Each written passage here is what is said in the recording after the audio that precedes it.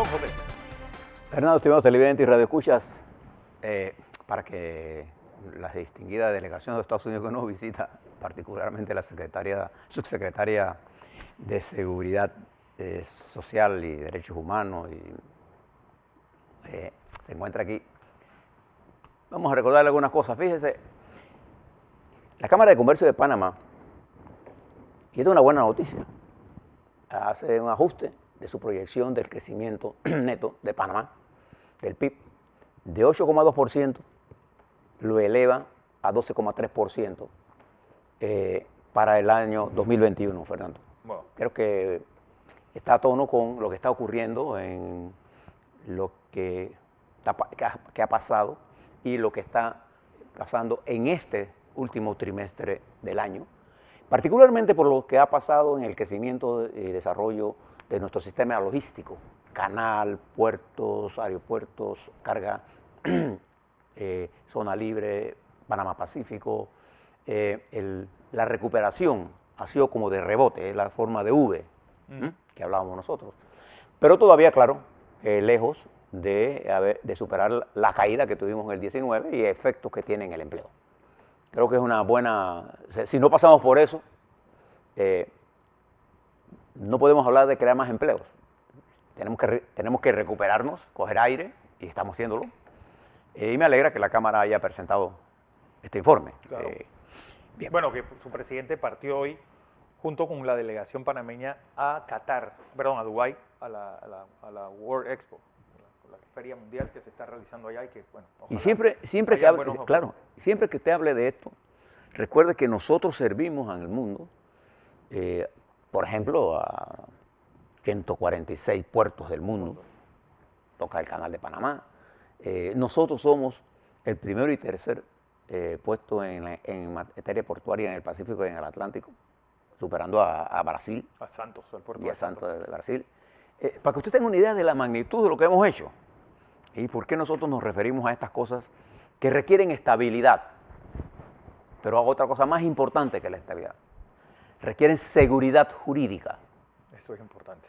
Y la seguridad jurídica no solamente implica a la parte empresarial, implica a la parte civil y política de una nación. Entonces, riesgo político-nación, siempre hay que prestarle atención. Y es importante lo que acaba de decir la Cámara de Comercio, porque además en su posición empresarial, igual que los sindicatos, tienen el derecho a presentar sus puntos críticos. Eso nadie puede discutirlo. En una democracia eso es lo que es. Pero siempre hay que tratar de utilizar los hechos, los números. Y también felicitamos ayer, porque fuimos el primer medio en enterarse, del acuerdo que habían llegado los trabajadores del puerto de el PCA, ¿no? PCA. Ayer, lo cual fue noticia en el mundo positiva para Panamá. Y es bueno que la delegación norteamericana conozca de estas cosas. Pero además de eso, hay otra noticia importante. Se las voy a dar inmediatamente. ¿Cómo Panamá está manejando el COVID? Recuerdo lo que le dije ayer. En Inglaterra, y no estoy hablando de cualquier país, y en los Estados Unidos, uno de los grandes problemas ha sido enfrentarse al COVID-19.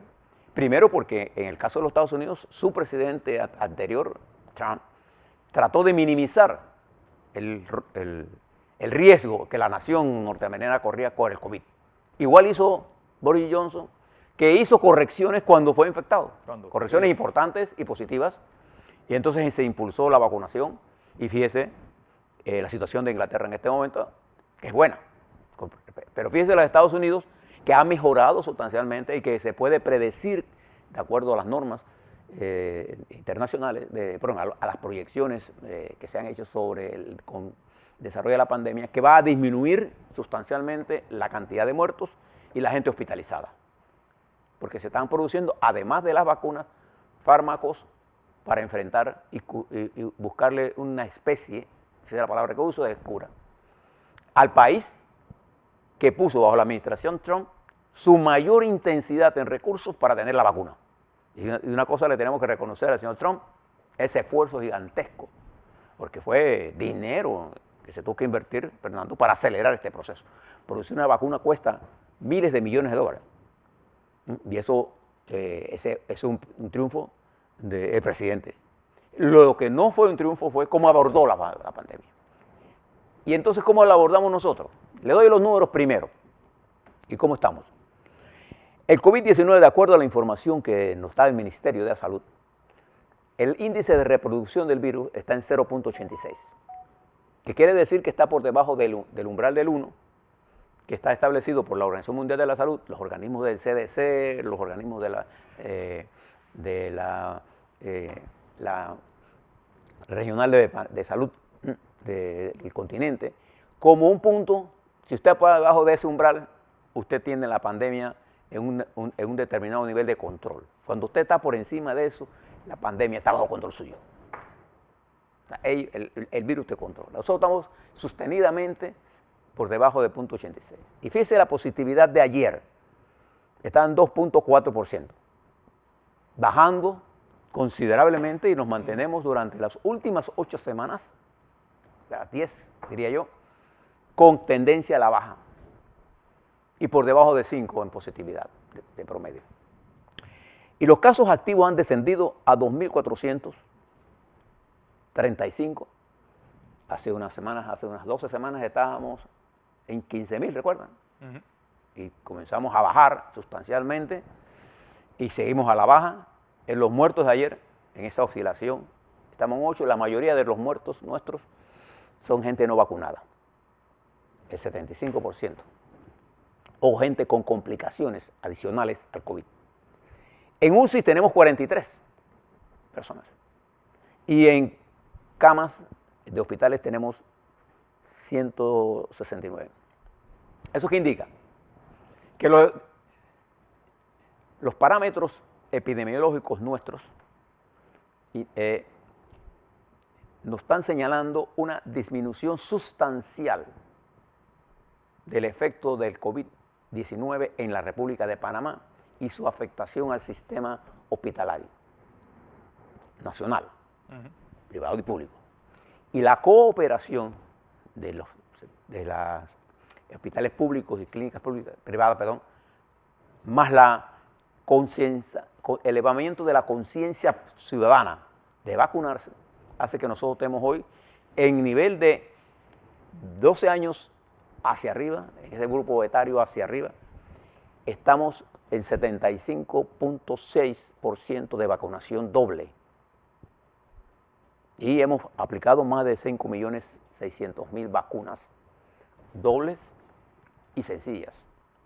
Y el gobierno ha dado la instrucción para que se inicie el reforzamiento de vacunas, particularmente arrancando con el sector más que está al frente de la campaña de lucha contra el COVID, que es el sector médico, enfermeras, médicos, todo el sistema, y los organismos de seguridad, más la gente vulnerable con enfermedades con adicionales, con morbilidad, más con diabetes, problemas de riñones, presión alta, artritis, etc. Y después, toda la gente de 55, 65 años, 55 hacia adelante, recibirá una tercera dosis. Para eso el gobierno ha adquirido 3 millones. Panamá ha hecho un gran esfuerzo en términos financieros, en términos humanos, en una estrategia correcta para enfrentar el virus. ¿Qué ha creado insatisfacción? Claro que ha creado insatisfacción. ¿Quién quiere estar encerrado? A ver. Sí. ¿Que ha tenido efectos en la economía? Claro, que la ha tenido en todo lado del mundo. Pero no hemos hecho un rebote, por eso señalaba lo de la Cámara de Comercio, como sus números. Utilizando otras fuentes, además de las cifras que yo veo en las empresas evaluadoras de riesgo de Panamá. Entonces, en términos de COVID, hemos logrado contenerlo y nos hace una apertura más amplia, que ya estamos casi prácticamente en apertura casi total. Casi. Pero eso no ha resuelto el problema del desempleo.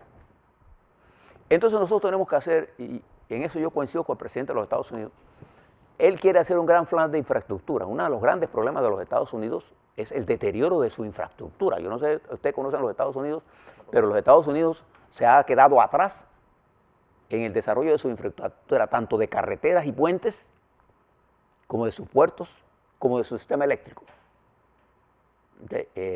Y que, mire, la clase de nación, estamos hablando de la nación número 1 en desarrollo económico del mundo.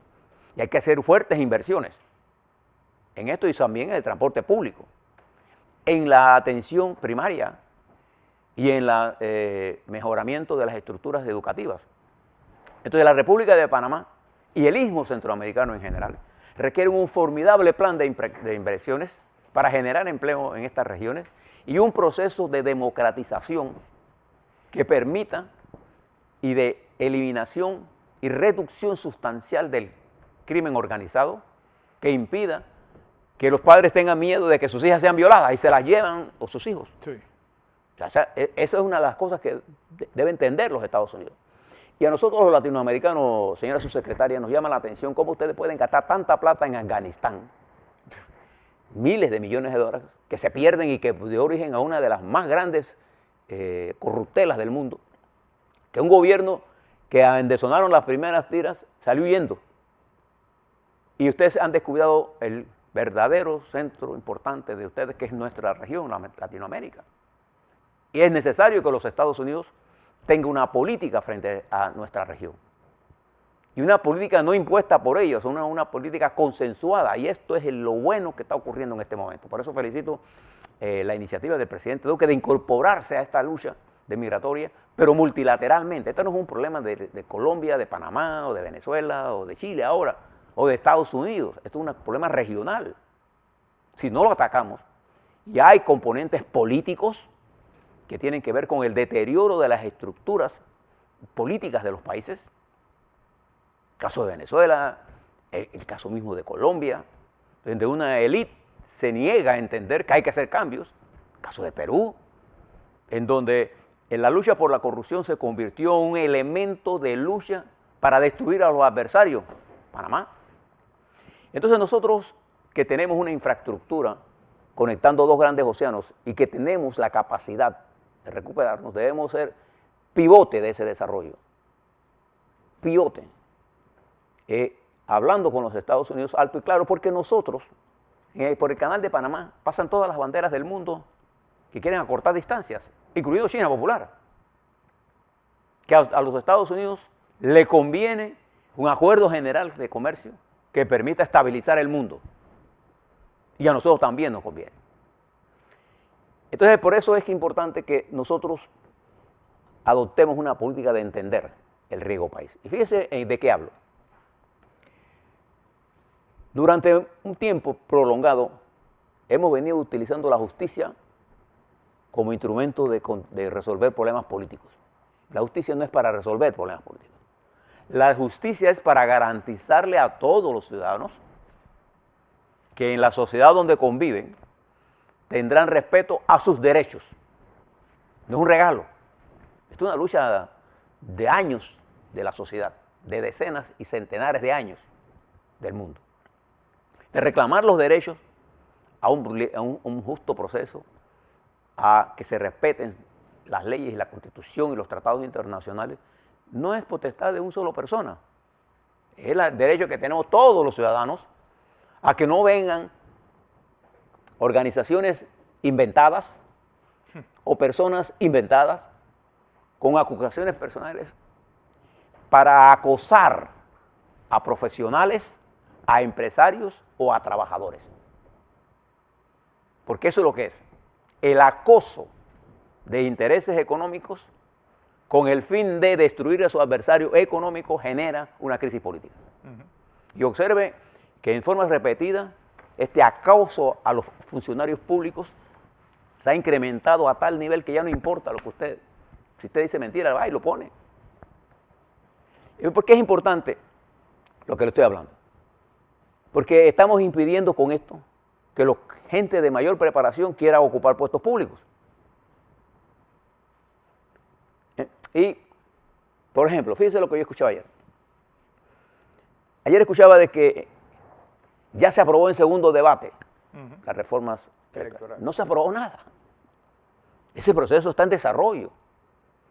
Y hay cantidad de cosas que se están discutiendo. Por ejemplo, yo quiero felicitar a Yanibel Ábrego y su fracción, que es mayoritaria en Cambio Democrático, que retiró en aras de lograr consensos la propuesta que permitía que a mitad de periodo se pudiera separar a una directiva, porque eso creaba inestabilidad, pero ella tuvo el valor político de pararse ella misma, no mandó a nadie y lo retira. Creo que es un punto importante. Y creo que en el caso de la distribución de los curules hay que meterle cerebro, porque este es un problema matemático, cuya única función política es garantizar que los partidos representados allí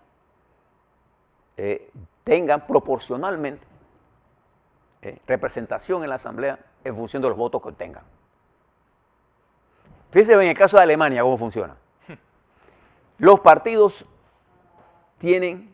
hay 299 curules que se distribuyen entre los partidos, Fernando. Y se distribuyen en función del voto que el partido tenga y la lista que presente. O sea, si el partido saca 30% de votos, tendrá 30% de representación allí. Pero además de eso, hay otros 299 que tienen representación regional, local.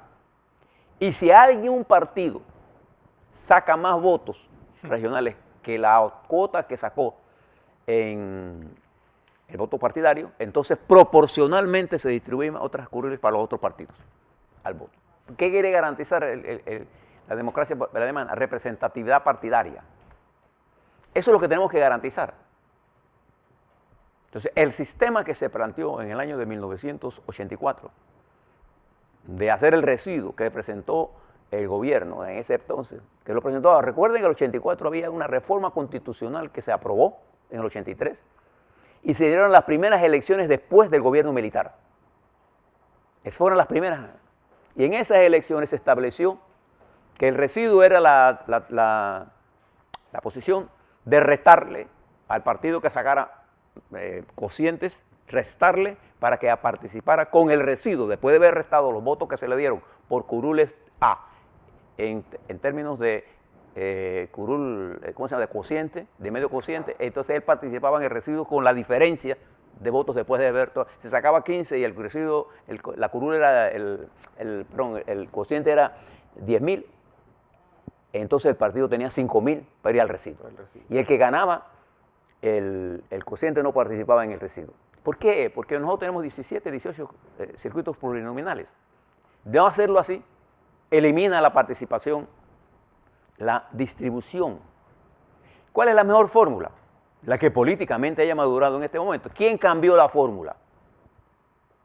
La fórmula la cambió la democracia cristiana, con una propuesta. ¿Recuerdas que en el año 93 ni existía el cambio democrático? El cambio democrático existió después del 94, para el 93, por ahí se creó, pero no tenía diputados. Pues. Esa la cambió la democracia cristiana porque ellos en las elecciones del 89 tuvieron mayoría. 27. Y ellos pensaron que se podía repetir ese fenómeno y cambiaron el sistema actual, que no ha sido cambiado más nunca. No fue ni el PRD ni el panameño, fue la democracia cristiana la que vino con esta teoría. Y después sacaron un solo diputado. ¿Eso está en discusión? Bueno, hay que darle una discusión democrática a esto. Pero ayer estaba diciendo que se había aprobado en segundo debate lo que no se aprobó en segundo debate todavía. Hay una discusión, un debate. Hay gente que habla de eliminar el residuo. No, no se trata de eliminar el residuo. Lo que tenemos que garantizar es la distribución correcta, proporcional al número de votos. Eso es lo que intenta todo sistema. Y ahora añadir la representación de género, que ya se está trabajando en esas. Todavía no vamos a hablar de esto porque tenemos que leer las reformas. Si esto se hace bien o no se hace mal, si los partidos creen que la situación de hoy va a ser la misma que van a encontrar en el 24, se equivocan. La dinámica va a tal velocidad que lo que hoy podemos analizar como cierto, deja de ser cierto dentro de un par de semanas. Si no, mire el mundo que estamos viendo, el mundo cambia, Fernando. Cerrando nosotros aquí, y seguro que tenemos una nueva noticia. Le doy una nueva noticia. En Cuba, mire esta noticia, ustedes no le prestan atención. En Cuba, la oposición, utilizando la Constitución de la Revolución Cubana, pide y dice que tiene autorización para hacer una concentración mañana 15. El gobierno, usando la misma Constitución, en una interpretación que no está en la Constitución ni en su letra, pero dice que ellos no tienen derecho a eso, solo los revolucionarios. Mire usted, el mundo ha cambiado. Usted se miraba estos debates en Cuba, ¿no? Usted se miraba a un maestro de escuela allá de Quinto del Rayo en Perú, siendo presidente de Perú, con un sombrero puesto. Usted se imaginaba eso. Usted se imaginaba cómo está Chile. No dice más. Usted se imaginaba a los Estados Unidos cómo están. ¿Cómo está? No. Entonces, el mundo cambia a una velocidad y nosotros tenemos que entenderla. Lo que sí debe ser claro, que la utilización del poder económico para crear presión a través de la guerra legal de sus adversarios, lo único que trae es incertidumbre. Y la incertidumbre aumenta el riesgo. Y el riesgo inhabilita a los gobiernos para obtener financiamiento más barato y a los empleados, a los empresarios, que no son solamente los grandes, los pequeños, a conseguir dinero más barato para que podamos hacer más inversiones para generar más empleo. Y además, crea inflación. Sí. Todas esas cosas, al mirarlas, forman parte de una cadena muy compleja que no está en el debate en Panamá. En el debate en Panamá está lo anecdótico, no lo central. Y es hora que volvamos a lo central, a lo estratégico, para poder avanzar. Así es.